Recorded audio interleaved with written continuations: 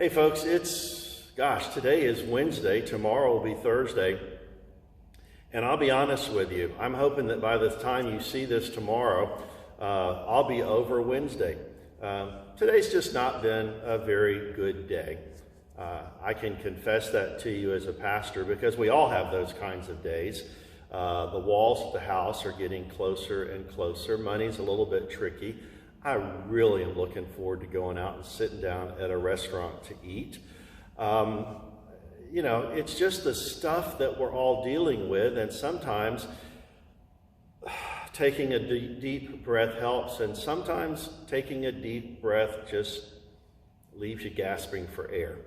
I'm really grateful that I get to come to the office every day, that Jeremy and I get to spend time together every day here, socially distancing, but that we at least get that change of scenery. I was the firstborn of three boys, was the good kid, and at times you realize that being the good kid is exhausting and tiring, and sometimes you just get tired of being the good kid. Well, as a pastor, that means that I have to be the one promoting hope and optimism and offering good courage to others. And sometimes that gets exhausting too. I do hold on to hope. I do know that things are going to get better and that we will get through this together. But I also know that I have to give myself some time to grieve what was, and not knowing what was will be able to resume. Knowing that as we're planning on ways that we can gather again for worship,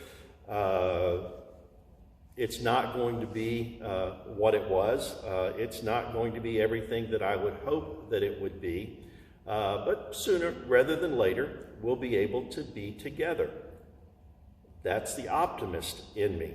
That's what I want to say to you and say to myself, to give us courage, that we might be people who encourage one another.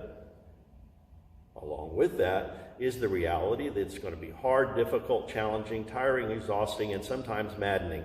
But we'll get there, and I'll get there. So I'm going to ask you today to pray for me, to pray for Jeremy, to pray for our church council. There's a lot that we're all wrestling with, on top of wrestling with the things that we're dealing with in our own lives. But God has brought us together to be His church, to be present for one another, even when we're socially distanced, and more importantly, to live in the wonderful, wonderful, wonderful presence of Christ Himself. And for that we can give thanks, no matter what kind of day we're having. God bless. Hang in there.